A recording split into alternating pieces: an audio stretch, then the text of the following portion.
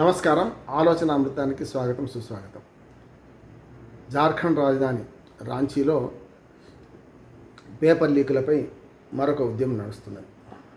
గత నెల రోజులుగా నడుస్తుంది. కానీ ఈ జంతర్ మంతర్ దగ్గర సీజేపీ ఉద్యమం మొదలుపెట్టిన తర్వాత అది పెద్దగా పట్టించుకునే ఎవరు కూడా అక్కడ నడుస్తూనే ఉంది. జూలై నుంచి నడుస్తున్నది కనుక దాన్ని ఇప్పుడు మళ్ళీ పట్టించుకుంటున్నారు చాలామంది. అక్కడ ప్రధానంగా ఏంటంటే జేఈ రాష్ట్ర సంబంధించిన పరీక్ష ఒకటి, 2 పరీక్షలు పేపర్ లీక్ అయినాయి. దాని మీద మళ్ళీ ఇదే సీఎం రాజీనామాల పర్వం మొదలైంది. అంటే మనకు సోరెన్ రాజీనామా చేయాలి జార్ఖండ్ ముఖ్యమంత్రి అనే డిమాండ్తో చేస్తున్నారు. అసలు రాజీనామాల డిమాండ్ అనేది అర్థరహితం అంటున్నారు.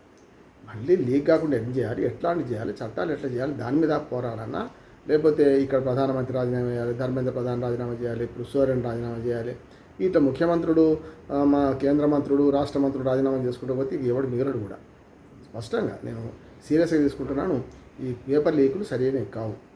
కానీ పేపర్ లీకులకు సరైన విధంగా పరిష్కారం చూద్దామా, లేకపోతే ఇట్లా ర్యాలీ చేస్తూ రాజకీయ డిమాండ్లు చేద్దామని నా ఉద్దేశం. సరైనది కాదు అంటున్నాను నేను.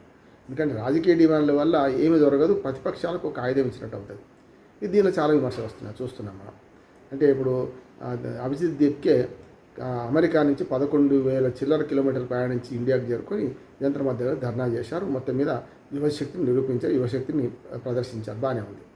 కానీ 1100 కిలోమీటర్ల దూరం కూడా లేని ఢిల్లీ నుంచి మరి ఇక్కడికి ఎందుకు పోలేదు? సీజేపీ మద్దతు ఇచ్చిందట. చాలామంది ఏమంటున్నారు, సీజేపీ కూడా మద్దతు ఇచ్చింది దీనికి అంటున్నారు. మరి అక్కడెక్కడో అమెరికా నుంచి ఢిల్లీ దాకా వచ్చి భారతదేశానికి వచ్చి ఉద్యమం చేసిన వీళ్ళు మరి ఇక్కడి నుంచి అక్కడికి ఎందుకు పోతలేరు అన్న మాట వస్తుంది. అంటే ఇక్కడ ఏమవుతుందంటే మెల్లమెల్లగా రాజకీయ పరంగా అన్ని విమర్శలు ఇప్పుడున్న కేంద్రంలో ఉన్న అధికార పార్టీ వైపే చూపిస్తున్నాయన్న మాట వస్తుంది. కానీ అటువంటిప్పుడు జార్ఖండ్ ఎందుకు వెళ్తలేదు? జార్ఖండ్లో ప్రతిపక్ష ప్రభుత్వం ఉన్నది, వేరే ప్రభుత్వం ఉన్నది కదా, కాంగ్రెస్ మిత్రపక్షం ప్రభుత్వం ఉన్నది, అక్కడ బీజేపీ ప్రభుత్వం లేదు కదా, కనుక అక్కడికి పోవడం లేదనే విమర్శ కూడా ఇప్పుడు ఏమైనా వస్తుంది. ఎప్పుడైనా కూడా నిష్పాక్షికత ఉద్యమాలు ఎప్పుడు కూడా మరి పంజాబ్కి వెళ్ళాలి, జార్ఖండ్కి వెళ్ళాలి, తెలంగాణకి వెళ్ళాలి, ఎక్కడ పేపర్ లీక్ అయితే అక్కడ పోవాలి. కానీ ఎందుకు పోతలేరు అనే సమస్య కూడా వస్తుంది. కనుక ఇట్లాంటి పక్షపాత ధోరణితో ఉద్యమాలు వస్తే అవి వీక్ అయితే ఈ కొద్ది రోజుల తర్వాత కత్తి కట్టలమంటారో లేకుంటే ధనియపు కట్టలమంటలాగా పోతాయి, వాళ్ళ విలువ కూడా పోతుంది. కనుక రాజకీయ డిమాండ్లను పక్కన పెట్టి దేశవ్యాప్తంగా ఒక నీటే కాదు, చాలా రాష్ట్ర వ్యాప్తంగా జరిగే నియామక పరీక్షలు కానీ, ఉద్యోగ విద్యా పరీక్షలు కానీ, వీటన్నిటిని కూడా ఛానలైజ్ చేయాల్సిన అవసరం ఉంది. ఇప్పుడు ఎట్లాగో నందన్ నీలేకరి ఆధ్వర్యంలో నీటి పరీక్ష గురించి చేశారు. నేను దాన్ని పరిధిని విస్తృతం చేసి దేశంలోని ఏ పరీక్షలైనా లీక్ కాకుండా ఎలాంటి మార్గాన్ని అనుసరించాలి అని చూడాలి. వరకు పుస్తకాలు ఇస్తే కూడా పరీక్షలు రాయని పరిస్థితి ఉంది విద్యార్థులు. ఇప్పుడు చూస్తున్నాం మనం. పుస్తకాలు చూసి రాయండి అంటే పరీక్ష ప్రశ్నపత్రం కరెక్ట్ ఇచ్చి చూసి రాయమంటే కూడా ఎవరు రాయడం ఉంటున్నాను. ఆ పరిస్థితి ఉంది వాళ్ళ. కొన్నిసార్లు కొంచెం అవమానకరంగా అనిపించినా రేవంత్ రెడ్డి గారు వ్యాఖ్యలు కదా, ఇంజనీర్లు ఇంత ఒక కాగితం రాయలేకపోతున్నారు, ఒక ప్లాన్ గీయలేకపోతున్నారు అన్నమాట వాస్తవం అంటున్నాను, నేను స్పష్టంగా చెప్తున్నాను. ఎందుకంటే మా దగ్గర మా ఇల్లు కట్టుకుందాం అనుకుంటే ఒక మేస్త్రి, తాపి మేస్త్రి ఆ మూలకు మెట్లా గలవచ్చా, ఒక ఫీట్ తేడా వస్తుండొచ్చు అని ఉజ్జాయింపుగా చెప్పిండు ప్లాట్ చూడగానే. అదే ఇంజనీర్ ఏమో కాదు సార్, ఏముండదు, అది కరెక్టే ఉన్నది పొమ్మన్నాడు. కాంపౌండ్ వాళ్ళే తప్పు కట్టిండ్రు అని మేస్త్రి అంటే కాదన్నాడు. తీరా చూస్తే 8 ఇంచులు తేడా వచ్చింది. నేనేమంటున్నానంటే బాగా చదువుకున్న ఇంజనీర్ కంటే అనుభవం ఉన్న మేస్త్రి 12 ఇంచులు ఒక ఫీట్ దాకా ఉండొచ్చు అన్నాడు, కానీ ఫీట్ అని చెప్పలేదు. కానీ 8 ఇంచులు తేడా వచ్చింది కదా, 2 ఇంచులు తేడా వస్తే వేరు. అంటే ఇక్కడ ఇంజనీర్లు పట్టభద్రులు, ఈ ఒక ఇంజనీర్లే కాదు, డాక్టర్లు కానీ, నాలాంటి అడ్వకేట్లు కానీ చాలామంది పట్టభద్రులు ఏం చేయలేకపోతున్నారు. అందుకనే కదా మనకు జస్టిస్ సూర్యకాంత్ ఏమన్నారు, అడ్వకేట్ల గురించి మాట్లాడుతూ మీరు సీనియర్లన్నీ వస్తున్నారు, మాకు సీనియారిటీ 20 ఏళ్ళు 30 ఏళ్ళు అంటున్నారు, ఫేక్ సర్టిఫికెట్లు కదా మీరు తెచ్చుకునేవి, మరి మొత్తం మీద ఎంక్వైరీ చేద్దామంటే చాలామంది మళ్ళీ ఎన్రోల్మెంట్ కూడా రాలే కదా, సర్టిఫికేట్ పెట్టుకొని సీనియారిటీ ప్రాతిపదికన మాకు సీనియర్ హోదా కల్పించండి అప్లికేషన్ కూడా రాలే పరిస్థితి చూసినాం కదా, ఫేక్ సర్టిఫికేట్ అని తేలిపోతున్నాయి కదా. ఆ వ్యాఖ్యలు పరుషమైన కరెక్ట్ కాకపోవచ్చు, కానీ వాస్తవం అయితే అదే కదా. కనుక ఎవరు మాట్లాడినా ఏం చేసినా కూడా దయచేసి యూత్ తెలుసుకోవాల్సింది ఏంటంటే రాజకీయ పోరాటంలో మనం భాగం కావద్దు. ప్రతిపక్ష రాజకీయ పార్టీలకు లేకుంటే అధికారపక్ష రాజకీయ పార్టీలకు మనం ఒక రకంగా ఊతమియొద్దు, వాళ్ళ రాజకీయాల్లో మనం తలదూర్చొద్దు, వాళ్ళ చెప్పుల్లో మనం కాళ్ళు పెట్టొద్దు. అప్పుడు మాత్రమే విద్యార్థి ఉద్యమానికి ఒక విలువ ఉంటుంది అంటున్నాను. ఒకనాడు అస్సాం గణసంఘం పరిషత్ ఉద్యమం కానీ రాజకీయంగా ప్రవేశించి వాళ్ళు ముఖ్యమంత్రి కాగానే పోయింది, మళ్ళీ 4 తుస్సుమన్నది కదా. అట్లా కాకుండా ఉండాలంటే మనకు జనతా పార్టీ ప్రయోగం చూసినాం ఎమర్జెన్సీ తర్వాత తెలంగాణ ఉద్యమం ప్రయోగం చూసినాం, తెలంగాణ మలిదేశ ఉద్యమం చూసినాం.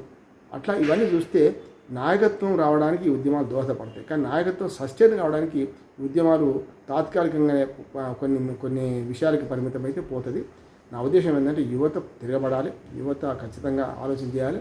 వేటి మీద అంటే శాశ్వతమైన దానికోసం. ఇప్పుడు పేపర్ లీకులు ఉన్నాయి, దేనికోసం అవుతుంది? అవినీతి ఉంది. అవినీతి దేనికి ఎట్లా ఉన్నది? అవినీతి పార్టీలన్నీ కూడా అవినీతి పంకిలను కూరుకుపోయిన ఇటు పార్టీలు అధికారులు కూడా చూస్తున్నాం. ఎవరిని పట్టుకున్నా 1000 కోట్లు 100 కోట్లు దొరుకుతున్నాయి. అధికారులను పట్టుకుంటారు కానీ రాజకీయ నాయకులు పెద్దగా పట్టించుకోరు. కుంభకోణాలు వచ్చినా వాళ్ళ జీవితకాలంలో కేసు తేలదు, తర్వాతే మళ్ళీ మర్చిపోతారు. అధికారంలోకి ఎవడొస్తే వాళ్ళ కేసులు విత్డ్రా చేసుకుంటున్నారు, చూస్తున్నాం మనం. కనుక 5 సంస్కరణ కోసం ఈ యువత ఉద్యమిస్తే మనలాంటి వాళ్ళందరూ సహకరించవచ్చు అంటున్నారు. మొట్టమొదటిది గుడ్ గవర్నెన్స్. అంటే గుడ్ గవర్నెన్స్లో కావాల్సింది ఏంటి? రాజకీయ పార్టీలు అంతర్గత ప్రజాస్వామ్యం. రాజకీయ పార్టీలు మన పూర్తి పారదర్శకతతో నడవడం, అంతే. వాళ్ళకి డబ్బులు సారా ఇచ్చి గెలిచే రాజకీయ సంస్కృతిని నివారించడం. అట్లాగే అన్ని సారా పార్టీలు డబ్బులు సారా పంచిన తర్వాత వాళ్ళు ఖచ్చితంగా దోపిడీ చేయాల్సి సిద్ధం వస్తుంది కదా, ఎంత నిజాయితీ పార్టీ అయినా కూడా. తర్వాత పోలీస్ సంస్కరణలు, న్యాయ సంస్కరణలు, అట్లాగే మనకు పార్టీల సంస్కరణలు, దీంతో పాటు ఇవన్నీ జరుగుతాయి కదా నేను అంటున్నాను. గుడ్ గవర్నెన్స్కు ప్రజాస్వామ్య సంస్కరణలు కావాలి, పార్టీల సంస్కరణలు కావాలి, ఎన్నికల సంస్కరణలు కావాలి, దాంతోపాటు న్యాయ పోలీస్ సంస్కరణలు. ఇవి 5 అయితేనే గుడ్ గవర్నెన్స్ సాధ్యమవుతుంది. కనుక ఇవి చేయకుండా, పార్లమెంట్లో దీనికి సంబంధించిన చట్టాలు చేయకుండా కేవలం పేపర్ లీక్ అనేది ఉపరితల అంశం. అట్లానే మనకు ఒక రాజీనామా, ఒక ముఖ్యుడి రాజీనామా, లేకుంటే మంత్రి రాజీనామా, ప్రధానమంత్రి రాజీనామా, ముఖ్యమంత్రి రాజీనామా అనేది రాజకీయ డిమాండ్. పొలిటికల్ డిమాండ్లతో ఏమి తీరవు. ఈ పొలిటికల్ డిమాండ్ అవతల పార్టీకి ఒక రకంగా ఆయుధం అవుతాయి. దీన్ని యువత అర్థం చేసుకొని సమూలమైన మార్పులు, మన ప్రజాస్వామ్యంలో సమూలమైన మార్పులు కావాలి. ప్రజాస్వామ్యంలో లోపాలు ఉన్నాయి. ప్రజాస్వామ్యంలో లోపాలకు మరింత ప్రజాస్వామ్యం మంచిమంది, కానీ అప్రజాస్వామికంగా పోతే సరైనది కాదంటున్నాను. అందుకని ఇప్పుడు ఓ పిల్లు పడ్డది, మనం చూసినాము. ఏది జంతర్ మంతర్ దగ్గర ధర్నాలు వద్దు, ఏ ధర్నాలు మానుకుంటే బాగుంటుంది, అక్కడ ధర్నాలు చేయకుండా నిషేధించండి, వేరే ప్రాంతాన్ని ఎంపిక చేయమని గతంలో మనం చూసాం. ఇది ధర్నా చౌక్ హైదరాబాద్లో ఇందిరా పార్క్ దగ్గర ఉంటే దాని మీద పౌరులతో పిటిషన్లు పెట్టించి మరీ దాన్ని ఎత్తేసారు. తీరా ఇప్పుడు ప్రతిపక్షంలో ఉన్నప్పుడు అధికార పక్షంలో ప్రతిపక్షంలో బీఆర్ఎస్కి ఏమైంది? అదే ధర్నా చౌక్ దిక్కవుతుంది కాదు. అందుకని ఏమంటే అధికారంలో ఒక మాట, అధికారంలో లేనప్పుడు ఒక మాట మాట్లాడితే ఇట్లాంటి జరుగుతాయి.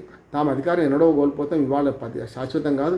10 ఏళ్ళకైనా 20 ఏళ్ళకైనా మేము ప్రతిపక్షంలో ఉన్నప్పుడు ప్రజా హక్కుల కోసం మేము పోరాడాల్సి వస్తుందని ఇంగిత జ్ఞానం ఉండుంటే ధర్నా చౌకులు ఎత్తేసడం, కానీ జంతర్ మంతర్ దగ్గర ధర్నాలు వద్దనే వాళ్ళు తయారు కాకుండా ఉంటారు.